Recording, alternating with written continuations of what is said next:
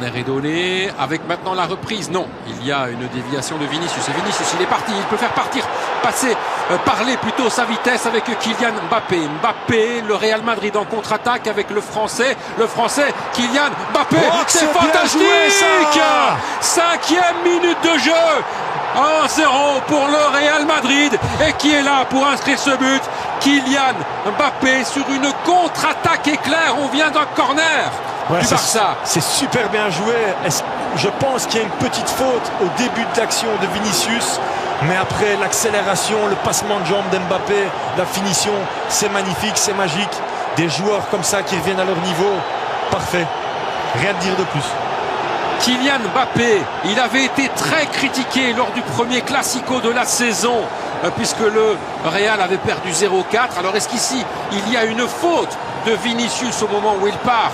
Ça, on verra. En tout cas, lorsque Mbappé a le ballon, lorsqu'il est lancé comme ça, qu'il fait le petit crochet, qu'il enchaîne. Il n'y a rien à faire. Hein. Baldé, il défend en reculant avec la vitesse d'Mbappé. Après, Mbappé fait bien de taper le ballon un petit peu au sol pour passer juste au-dessus du pied de Chesney. C'est une grande finition, une belle accélération, passement de jambes, magnifique. Mais là, c'est aussi un choix vraiment du Real Madrid. Hein, clairement, de laisser ce ballon.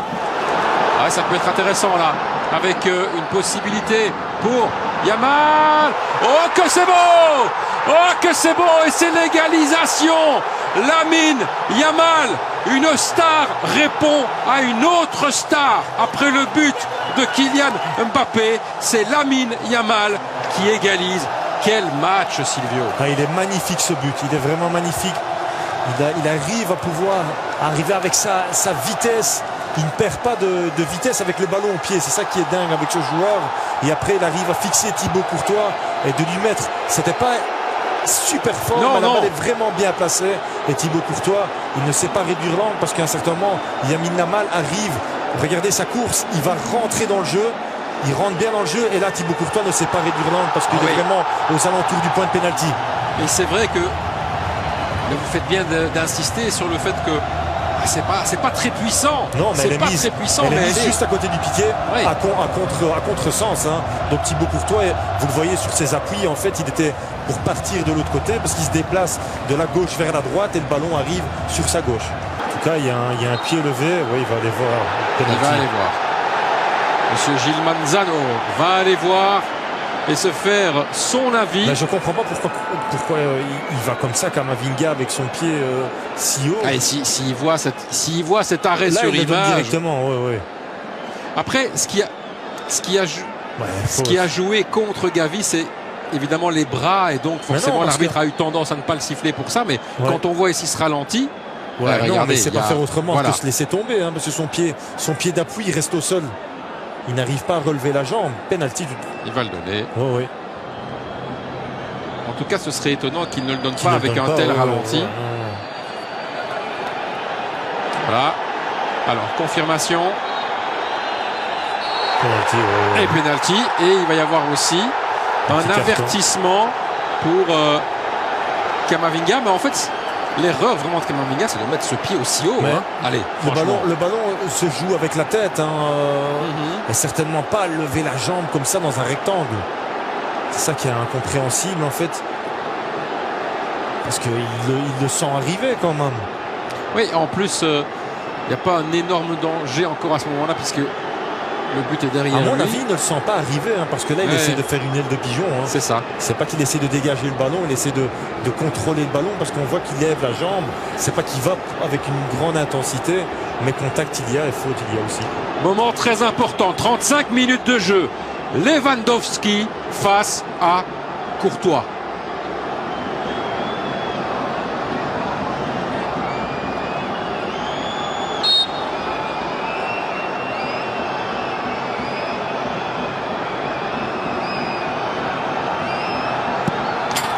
C'est imparable.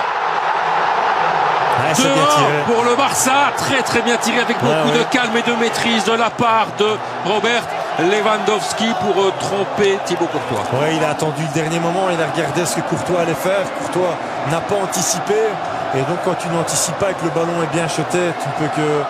Tu es en retard. Tu es en retard et tu ne sais pas la sortir, elle est bien mise. Ouais, après, vous avez évidemment des batteurs de pénalty qui sont spécialisés dans l'art d'attendre le dernier moment avant d'armer, avant de frapper. Attendre que le gardien bouge. Après, il faut oser, hein, parce que tu as un gardien de quasiment 2 mètres. Voilà, super bien shoté, ouais. Dans le coin. Ouais, il n'anticipe pas, c'est vrai, on le voit vraiment. Pas, hein, ouais. Le match répond à toutes nos attentes. Hein. Au niveau du suspense, au niveau du spectacle. L'intensité aussi, la qualité technique des joueurs. Oh, c'est bien fait! Oh, que c'est beau! Oh, que c'est beau! Cette passe de Koundé magistrale pour Rafinha. La tête, encore une fois, c'est hors de portée de Thibaut Courtois. C'est 3-1 pour le Barça à la 39e. Mais quel caviar de Koundé et quelle tête de Rafinha. Moi, c'est pas un caviar, c'est une galette. Ça, le ballon, il n'a plus qu'à la pousser. Après, Rafinha, il a un timing extraordinaire. Et il arrive à mettre de la puissance dans ce ballon. Ouh, le masque d'Ancelotti. Ah ouais, là, c'est la grimace pour Ancelotti. Et on peut le comprendre. Hein. Regardez ça. Il est quand même oublié. Hein. Il est complètement oublié. Là. Lucas Vazquez, ok, il revient en retard, mais là, Tchouaméni, pour moi, il doit avoir une communication. Et Rafinha, je suis désolé, Silvio, mais cette année, cette saison, Rafinha, il a pris une dimension supplémentaire. Hein. Non, on doit lui porter chance, hein, parce que contre le Bayern. Triplé, il a eu un triplé. Oui, exactement. Ouais. Ouais, c'est pas bon, ça. Non. Le Barça en profite. La dernière offensive de cette première période avec Rafinha et puis Baldé et le but dans la dernière seconde quasiment de cette première période. Baldé sur un contre façon Real Madrid finalement où on repart très vite vers l'avant. Baldé pour le 1-4. Quel match et quelle démonstration du Barça. Exactement, c'est tout à fait mérité. Là, ils sont punis les joueurs du Real Madrid. Rodrigo qui perd un bête ballon sur une phase où le Real était maître. Là, sur le corner, regardez, il va revenir en arrière. Et là, il va donner une passe qui est trop molle. Ah, mais il ne sait rien faire, Valverde, là. Pourtant, là, il va avoir une bonne course pour bien revenir. Là, avec Rafinha, il gagne du temps. Mais Rafinha joue super bien le coup. Et là, la finition, elle est chirurgicale, bien joué. Baldé là qui conclut parfaitement cette contre-attaque du Barça. Ouais, Courtois ne peut rien faire là-dessus. Non, il est fixé en 1 contre 1. Là, il sort bien, elle est bien mise dans le coin, il n'y a rien à faire. 4-1 pour le Barça à la mi-temps avec des buts de Yamal, Lewandowski, Rafinha et Baldé. Casado. Oh, c'est bien joué. Avec Rafinha. Rafinha, toujours lui. Il est face au gardien. Le petit crochet, le tir, le but. C'est incroyable. 48e minute de jeu. 5-1 pour le Barça.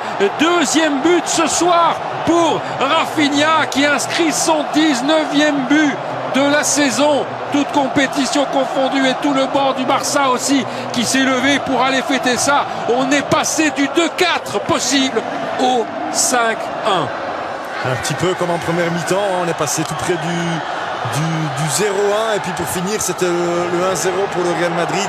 Mais là de nouveau Tchouaméni qui se fait prendre dans son dos par Rafinha. Et là on peut comprendre l'agacement un petit peu de Thibaut Courtois. Regardez son placement là, c'est pas bien joué. Ouais. C'est pas bien joué défensivement. Et là après il se fait avoir sur le petit crochet. Thibaut Courtois qui est de nouveau fusillé. Alors, en tout cas, Rafinha il gagne aussi son duel à distance avec l'autre Brésilien, Vinicius de l'autre côté. Hein. Ils sont à la même position. Ouais. Il n'y a pas photo ce soir. Ah, ce soir, non, il n'y a pas photo. Il y en a un qui est en totale réussite. Il y a une faute et il y a l'expulsion de Szczęsny. Ah, voilà un tournant peut-être. La sortie de Szczęsny. Il va être remplacé. Qui va le remplacer?